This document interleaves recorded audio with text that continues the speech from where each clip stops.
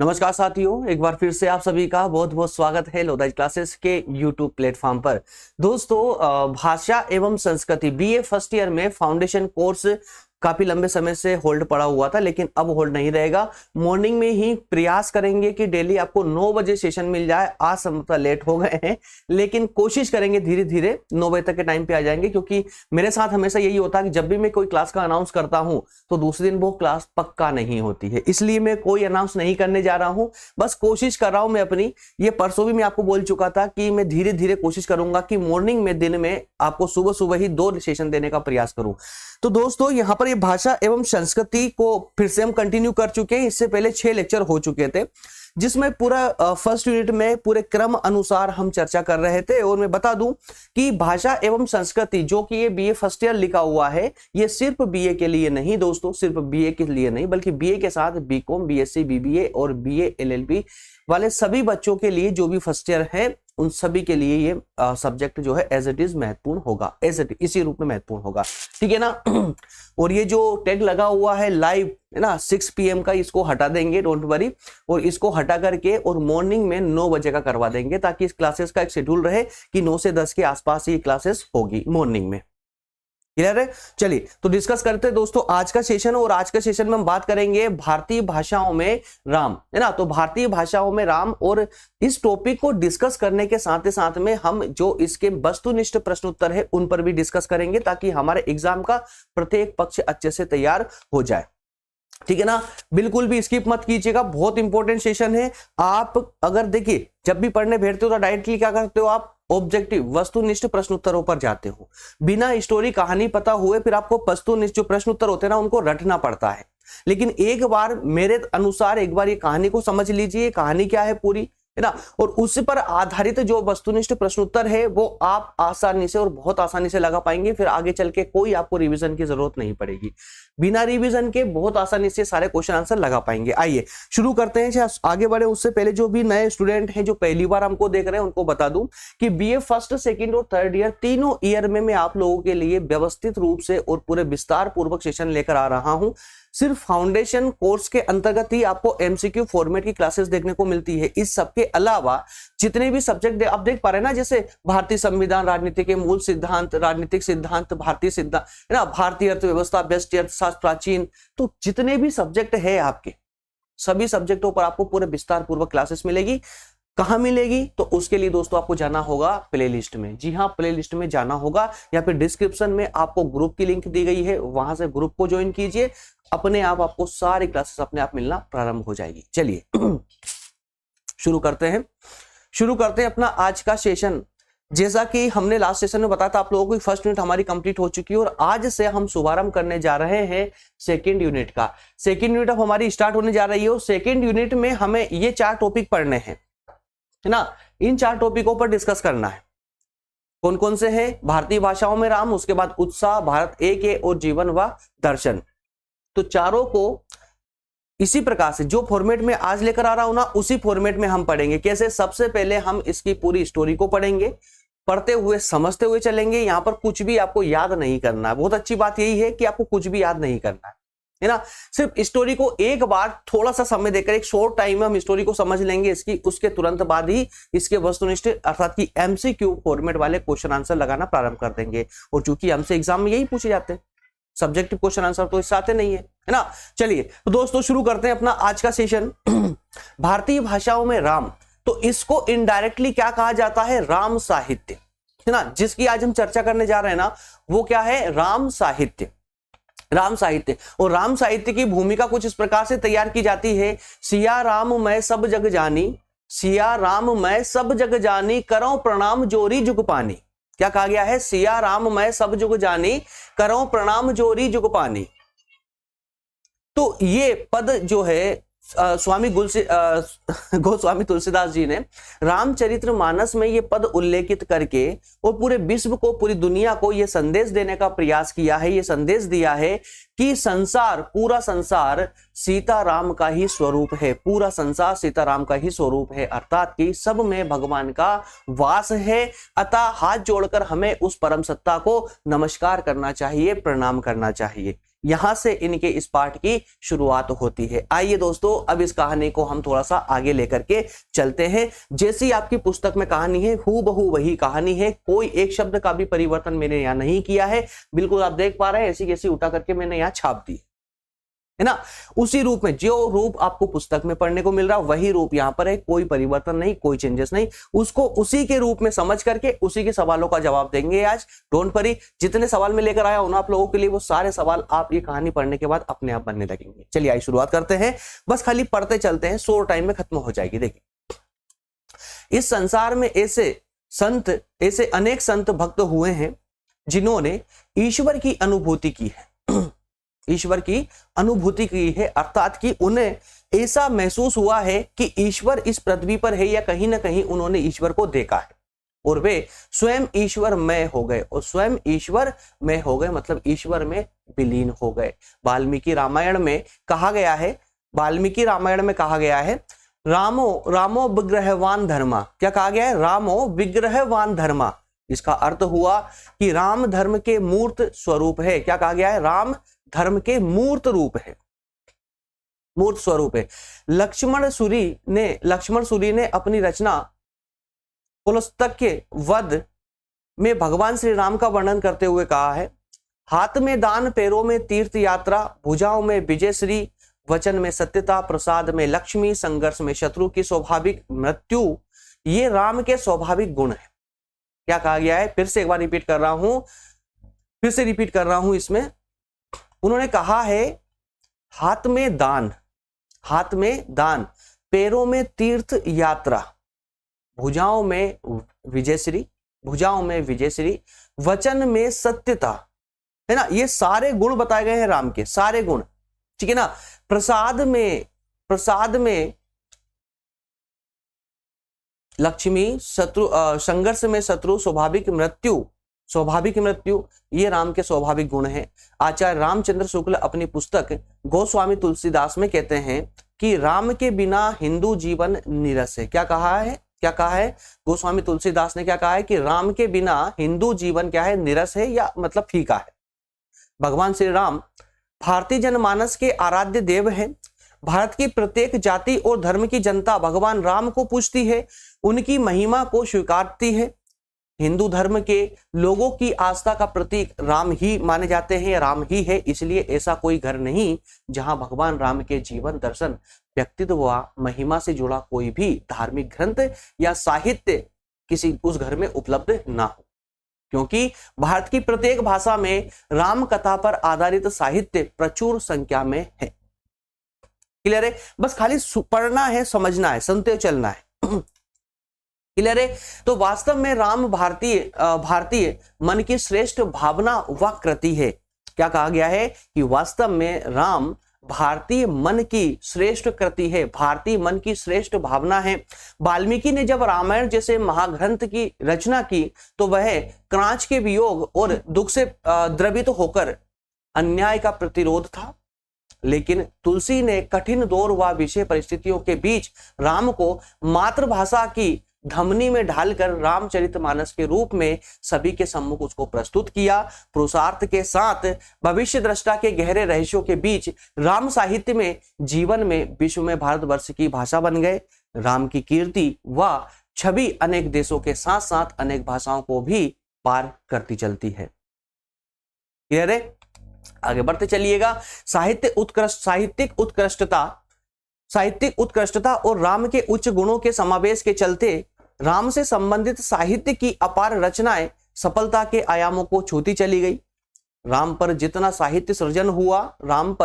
भी साहित्य सृजन हुआ, चूंकि राम के साहित्य का सृजन लगभग विश्व की सभी भाषाओं में हो चुका था, लगभग विश्व की सभी भाषाओं में राम के साहित्य का सृजन हो चुका था। जो साहित्य रचना संस्कृत में हुई थी भारत भूमि पर, उस संस्कृति रचना की लगभग सभी भाषाओं में आगे चल करके अनुवाद किए गए। सभी भाषाओं को मानने वालों ने इनका जो है पठन पाठन भी किया है। तो उतना ही शायद ही अन्य किसी विषय पर जितना राम के साहित्य पर जितना सृजन हुआ है, अन्य किसी और पर शायद हुआ। शंकर देव ने राम पर अपनी प्रथम कविता लिखी तो केशव दास की रामचंद्रिका भाषा सौष्ठव व अलंकारों से सुसज्जित है।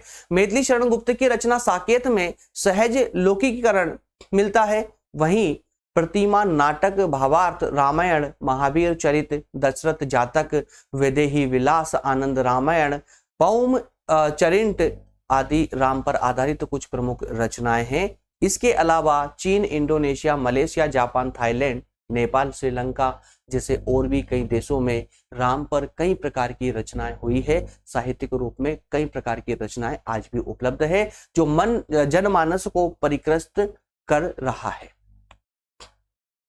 आधुनिक समय की बात करें तो आधुनिक समय में सूर्यकांत त्रिपाठी निराला की राम की शक्ति पूजा, क्या है? राम की शक्ति पूजा किसकी रचना है? सूर्यकांत त्रिपाठी निराला की अत्यंत ही महत्वपूर्ण रचना है। समकालीन साहित्यकारों ने राम को केंद्र में रख करके साहित्य का सृजन किया। राम पर लोक साहित्य, लोक कला, संगीत व लोक मंच की भी अनेक रचनाएं हैं। इस प्रकार यह कहा जा सकता है कि राम एक ऐसा अनुभव है जो समस्याओं व कठिनाइयों से मुक्ति का मार्ग प्रशस्त करते हुए द्वेष, अहंकार और कुसंस्कारों का तिरस्कार करता है। क्लियर दोस्तों? तो यहां तक की कहानी बस खाली आपने पढ़ी सुनी है ना, मैंने पढ़ी और आपने सुनी। संभवतः ये इतना सा सुनने के बाद ही, क्योंकि पहले की तरफ हम डिस्कस नहीं करेंगे, अनावश्यक रूप से समय की बर्बादी नहीं करेंगे। इससे पहले जो हमारी फर्स्ट यूनिट हुई है उस फर्स्ट यूनिट में मैंने आपको बहुत ज्यादा विस्तार देने का प्रयास किया था, लेकिन आप लोगों के ही मेरे पास कमेंट आए कि सर इतने विस्तार की आवश्यकता नहीं है, चूंकि फाउंडेशन कोर्स है। इस कारण से आप सिर्फ कविता को पढ़ दीजिए, सुना दीजिए, कहीं दिक्कत आएगी समझा दीजिएगा, उसके बाद में हम डायरेक्ट क्वेश्चन आंसर डिस्कस करेंगे। तो जैसा कि आप लोग चाहते हैं हमें तो वैसा ही लेकर आना होता है ना। हालांकि हमारी इच्छा थी, हम चाहते ही कि यार जो भी सब्जेक्ट आप पढ़ते हो ना पूरे विस्तार से पढ़िए ताकि आपको पूरा ज्ञान होना चाहिए। लेकिन इट्स ओके, कोई बात नहीं, और भी सब्जेक्ट आपके लिए पढ़ने के लिए। तो आज से हमारा यही फॉर्मेट रहने वाला है। पहले कहानी को चस्पा करेंगे, इसी प्रकार किताब में से उठाकर यहाँ चस्पा कर देंगे, उसको एक बार पढ़ेंगे। पढ़ने से क्या होगा कि हमारे दिमाग के जितने भी एंगल है ना वो सब एक्टिव हो जाएंगे, ठीक है ना। अब जब प्रश्न देखने को मिलेंगे तो अपने आप उसके आंसर निकलने लग जाएंगे। आइए शुरुआत करते हैं महत्वपूर्ण वस्तुनिष्ठ प्रश्न उत्तरों की, जो आज की इकाई से संबंधित है, आज के पाठ से संबंधित है। सबसे पहला प्रश्न है कि रामायण की रचना मूल रूप से किसने की थी? रामायण की रचना मूल रूप, ये मूल रूप क्या मतलब समझते हैं आप लोग? थोड़ा सा बताना पड़ेगा मुझे, क्योंकि 12th से आए हो, कोई कॉमर्स से भी आया है, कोई साइंस से भी आया है, तो थोड़ा सा समझिए। मूल रूप का मतलब ये होता है दोस्तों कि जब रामायण, जैसे हम बोलते हैं ना कि मूल संविधान, जब भी हम संविधान की बात करते हैं तो मूल संविधान में कितनी भाषाएं थी, कितने अनुच्छेद थे, कितने भाग थे, ये ना क्यों बोलते हैं मूल? मूल का मतलब ये होता है कि जब उसकी रचना पहली बार हुई होती है, होकर कंप्लीट हुई, तो वो उसकी मूल रचना हो जाएगी। रामायण की बात है, रामायण का मूल रूप की अगर हम बात करें तो इसका मतलब ये होता है कि रामायण को पहली बार, मतलब रामायण की जो असली कॉपी जो थी लिखी हुई, वो किसने लिखी थी, है ना। तो रामायण की रचना मूल रूप से किसने की थी, इसका अर्थ यह हुआ कि जो मेन रामायण थी, जो असली रामायण थी, उसकी रचना किसने की थी, किसने लिखी थी रामायण। और बाकी तो उसके बाद में उस रामायण की क्या हुआ, ट्रांसलेशन होते चले गए, कभी हिंदी भाषा में, तो कभी अरबी में, कभी उर्दू में, कभी इंग्लिश में, कभी चीनी में, या कभी कई भाषाओं विश्व की कई भाषाओं में फिर इस रामायण का अनुवाद होता चला गया आवश्यकता के अनुसार, ठीक है ना। तो रामायण की मूल रचना जो थी वो किसने की थी? यहां पर 4 ऑप्शन आपके सामने दिए गए। तुलसीदास जी ने की थी, एक नाथ ने की थी, वाल्मीकि ने की थी, या फिर रैदास ने की थी। जल्दी से मुझे कमेंट करके बता दीजिएगा, इसका आंसर अब नहीं देने वाला। लगभग आप सभी को बहुत अच्छे से ये आइडिया होना चाहिए, ठीक है ना। क्लियर है? अगला प्रश्न है, भावार्थ रामायण किसने लिखी थी? भावार्थ रामायण किसने लिखी थी? ध्यान दीजिएगा, पहले हम बात की कि रामायण की रचना मूल रूप से किसने की थी, तो आप सभी जानते हैं, है ना, वाल्मीकि जी ने रामायण की मूल रचना की थी, ठीक है। तो भावार्थ, ये भावार्थ शर्त का मतलब क्या हुआ? भावार्थ शर्त का मतलब क्या हुआ? जो एक ऐसी रामायण, या कहें कि भावार्थ लेखन करना, तो इसका मतलब ये होता है कि सिर्फ शब्दों का ही अनुवाद ना करना, बल्कि शब्दों के अंदर छुपे हुए भाव को भी उकेरना, है ना। लिखने में भाव भी दिखने चाहिए, भाव भी परिलक्षित होने चाहिए। तो भावार्थ रामायण मतलब ये कि भाव के साथ में रामायण किसने लिखी थी? एकनाथ ने लिखी, कृतिदास ने लिखी थी, या माधव कंडाली ने, या फिर सूर ने? जल्दी से बताइएगा। इसका राइट ऑप्शन होगा दोस्तों एकनाथ ने, ठीक है ना। तो एकनाथ ने ही भावार्थ रामायण लिखी थी। आगे बढ़ते हैं। निम्न में से कौन सा रामचरितमानस के कांड है? कौन कौन है जो रामचरितमानस के कांड है? बालकांड है, बालकांड, अरण्यकांड, किष्किंधा, या फिर सभी?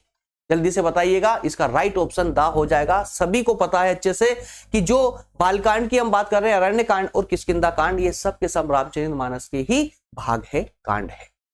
क्लियर है? आइए अगला प्रश्न लेते हैं। रामायण किस युग से संबंधित है? रामायण किस युग से संबंधित है, अर्थात किस युग की यह घटना है? द्वापर युग की है, त्रेता युग की है, या फिर कलयुग या आधुनिक युग? क्लियर है? कंफ्यूज मत रहिएगा, मुझे जानता हूं अच्छे से आप ए और बी में कंफ्यूज रहेंगे, द्वापर युग में या त्रेता युग में। अब याद कर लीजिए आप लोग, द्वापर युग में श्री कृष्ण का जन्म हुआ था। किसमें? द्वापर युग में कृष्ण का जन्म हुआ था, त्रेता युग में राम का जन्म हुआ।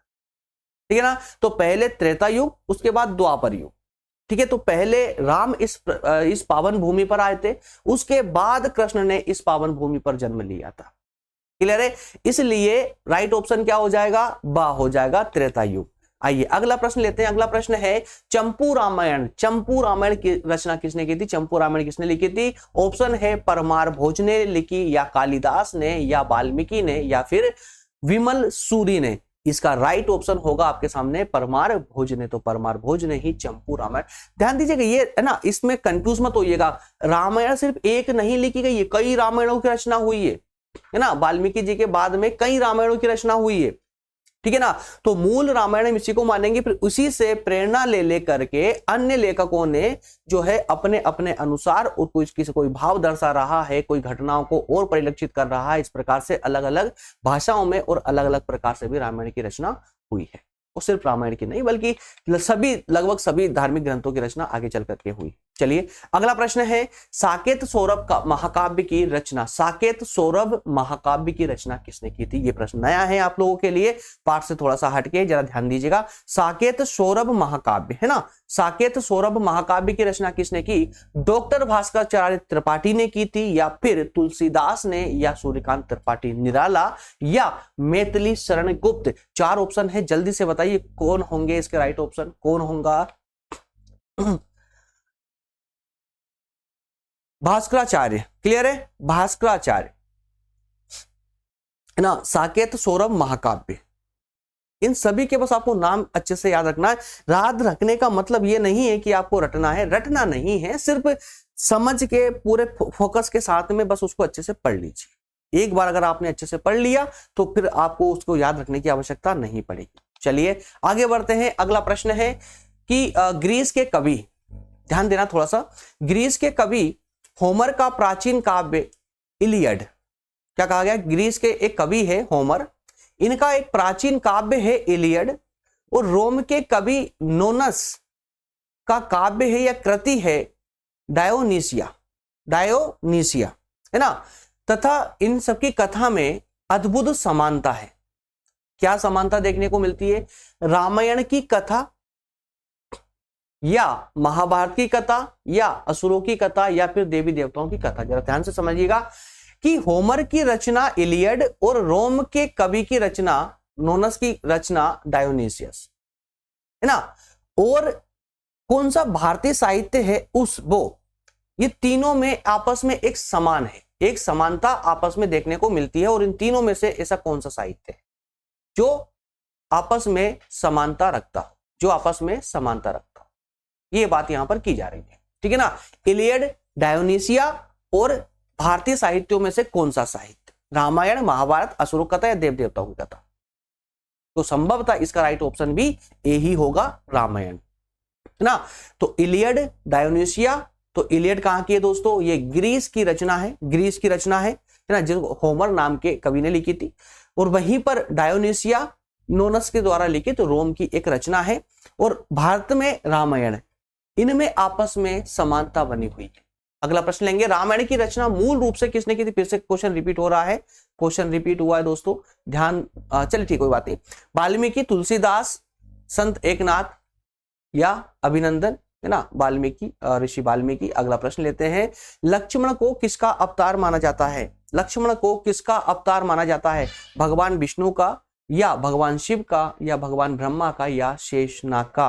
बताने की आप लोगों को आवश्यकता नहीं पड़ेगी, शायद ही सबको याद होगा, शेषनाग का अवतार जो है माना जाता है लक्ष्मण को। अगला प्रश्न है, गायत्री मंत्र के लिए इनमें से कौन सा कथन सही है? गायत्री मंत्र के लिए 4 कथन आपके सामने हैं, इनमें से कौन सा कथन सही है बताइएगा। रामायण के हर 1000 श्लोक के बाद आने वाले पहले अक्षर से गायत्री मंत्र बनता है। क्या कहा गया है कि रामायण के हर 1000 श्लोक के बाद आने वाले पहले अक्षर से गायत्री मंत्र बनता है। क्या यह सही है? अगला ऑप्शन है आपके सामने, अगला कथन है, गायत्री मंत्र में 24 अक्षर है। गायत्री मंत्र में 24 अक्षर है, क्या सही है? अगला ऑप्शन है, यजुर्वेद में सबसे पहले गायत्री मंत्र का उल्लेख किया गया है। क्या यजुर्वेद में किया गया है या सामवेद में किया गया है या ऋग्वेद में या अथर्ववेद में? 4 वेद आपको अच्छे से पता है, बताइएगा किस वेद में इसका उल्लेख मिलता है। या केवल आ और बा सही है? केवल आ और बा सही है। तो मेरे प्यारे दोस्तों, मैं बताऊं आप लोगों को कि गायत्री मंत्र का वर्णन जो है ना, हमें वेदों से प्राप्त हुआ है। कहां है पेड़ बाबू? हाँ, गायत्री मंत्र का वर्णन हमको वेदों से प्राप्त हुआ है, लेकिन यजुर्वेद से नहीं बल्कि ऋग्वेद से प्राप्त हुआ है। किससे? ऋग्वेद से प्राप्त हुआ है। तो गायत्री मंत्र कहां से मिला हमको? ऋग्वेद से मिला, इसलिए ऑप्शन 7 गलत हो जाएगा, ये तो पक्का है, ठीक है ना।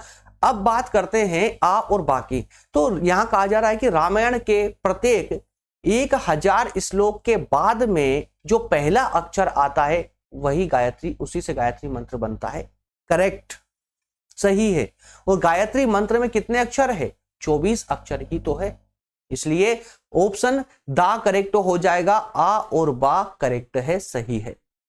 Is it clear? चलिए अगला प्रश्न लेंगे। अगला प्रश्न है, उस जंगल का नाम बताइए जहां भगवान राम, लक्ष्मण और देवी सीता वनवास के दौरान रुके थे। कौन सा जंगल था वो? कौन सा जंगल था बताइए, जहां पर भगवान राम जो है वनवास गए थे, तब राम, लक्ष्मण और सीता तीनों रुके थे। कौन से जंगल में रुके थे? अरण्य था, अरण्यक था, दंडकारण्य या फिर करण्य? दंडकारण्य। कौन सा? दंडकारण्य। जंगल का नाम याद कर लीजिएगा ना, दंडकारण्य जंगल। चलिए, किस वेद ने भगवान राम को लक्ष्मण के प्राण बचाने के लिए संजीवनी बूटी के बारे में बताया था? किस वेद ने? उसी वेद का नाम बताना है जिसे रामायण में बताया गया है ना कि हनुमान जी जो है लंका से उस वेद को उठाकर उनके घर समेत उठा करके ले आए थे ना। उसी वेद का नाम था उस वेद का, विशारण, सुषेण, वरामिहिर या महावीराचार्य? कौन होगा? वरामिहिर होगा? नहीं, क्योंकि सुषेण, वरामिहिर कौन था? वो हिरण था, जो हिरण बन के आया था, है ना, हिरण, जिसके कारण से पूरी रामायण की घटना घटित हुई थी ना। तो विशारण, ये सब तो उनके अन्य दैत्यों के नाम थे, बल्कि सुषेण ही वो वेद थे जो लंका के एक डॉक्टर हुआ करते थे। लंका के या कहें कि रावण के फैमिली डॉक्टर थे, है ना, रावण के फैमिली डॉक्टर थे। कौन? सुषेण। और उन्हीं फैमिली डॉक्टर को हनुमान उठा के ले आए थे लक्ष्मण की शक्ति लगने पर, लक्ष्मण की बूटी का खोज करने के लिए। चलिए अगला प्रश्न लेंगे। अगला है, भगवान राम के पिता का नाम क्या था? शालीशुका, बृहद्रथ या राजाधिराज दशरथ? तो क्या हालांकि ऐसे प्रश्न नहीं होना चाहिए, जरूरत नहीं पड़ती ऐसे प्रश्नों की, लगभग सभी को याद रहते हैं, परंतु हाँ, जो बच्चे जो है हो सकता है कि किसी और से बिलोंग कर, जैसे किसी और धर्म से बिलोंग करते हैं, तो उनके लिए थोड़ा सा डिफिकल्ट हो सकता है ना। और उनका हिंदी है, जनरल में हिंदी पढ़ रहे हैं और दूसरे धर्म से बिलोंग करते हैं, तो उनके लिए आवश्यक हो जाता है। तो हालांकि ये नहीं बोलना चाहिए कि इसे प्रश्न नहीं होना चाहिए। एग्जैक्टली श्री राम के पिता कौन थे? दशरथ थे, ठीक है ना। अगला प्रश्न है, उस धनुष का नाम बताइए जिसका उपयोग भगवान राम ने सीता स्वयंवर में किया था। तो अब आपको उस धनुष का नाम बताना है जिस धनुष को भगवान राम ने अपने सीता स्वयंवर के समय तोड़ा था, है ना। क्या नाम था उस धनुष का? पिनाक था, पिंड का था या आनंद का या रूलापांड? क्या था? रूलापांड। क्लियर है, रूला पांड, ठीक है ना। तो उस धनुष का नाम भी अब आपको याद रखना है। तो ये कुछ महत्वपूर्ण प्रश्न थे। एक प्रश्न और आपका बचा हुआ है, रावण किस वाद्य यंत्र को बजाया करता था? रावण किस वाद्य यंत्र को अभी अभी फिलहाल में एक मूवी आई थी आदि पुरुष, आपने संभवतः देखी होगी उस पिक्चर को भी, तो उसमें रावण को दिखाया गया ना वाद्य यंत्र बजाते हुए, तो कौन सा वाद्य यंत्र था ना? मैक्सिमम टाइम रावण को यंत्र बजाते हुए दिखाया गया था, तो वो कौन सा यंत्र बजाता था ना? कौन सा बजाता था? क्या वीणा बजाता था, या सरोद, मंजीरा, या फिर इनमें से कोई नहीं? तो एग्जैक्टली वीणा वादन था, वीणा का वादन करते थे रावण। क्लियर है? इस प्रकार से ये 15 प्रश्न इस पार्ट से जो संबंध रखते थे उन पर हमने जो है डिस्कस किया आज। अगले सेशन में इसी प्रकार से जितने भी इंपॉर्टेंट प्रश्न होंगे, जितने भी प्रश्न मिल पाएंगे, उन सभी प्रश्नों को नेक्स्ट में हम बात करेंगे। उत्साह जो कि आचार्य रामचंद्र शुक्ल द्वारा लिखित है, तो इसके महत्वपूर्ण जितने भी एमसीक्यू फॉर्मेट के जितने भी प्रश्न आंसर, क्वेश्चन आंसर हो सकते हैं, उन सभी पर हम डिस्कस करेंगे, ठीक है ना। और इसी प्रकार से पहले स्टोरी को पढ़ेंगे, समझेंगे, उसके बाद क्वेश्चन आंसर लगाएंगे, ठीक है। छोटा सा सेशन होगा, प्रत्येक सेशन की तरह, ज्यादा लेंदी अब नहीं होने वाला है। मिलेंगे अगले सेशन में दोस्तों, तब तक अब आप सभी का बहुत धन्यवाद और स्वस्थ रहे, अच्छे से तैयारी करते रहे दोस्तों। एग्जाम चूंकि कभी भी आ सकते हैं, हालांकि अभी अनाउंसमेंट नहीं है फर्स्ट ईयर का, इन कभी भी अनाउंस हो सकता है। एग्जाम का वेट नहीं करना है, तैयारी आज से और अभी से स्टार्ट करनी है प्रत्येक सब्जेक्ट की, और बहुत बेहतर तरीके से और पूरी सावधानी के साथ में, ताकि सेकेंड ईयर और थर्ड ईयर में हमें कोई दिक्कत ना आए, है ना।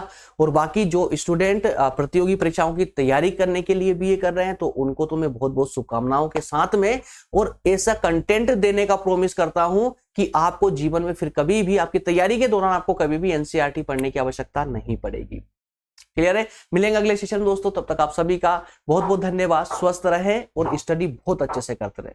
थैंक यू, धन्यवाद।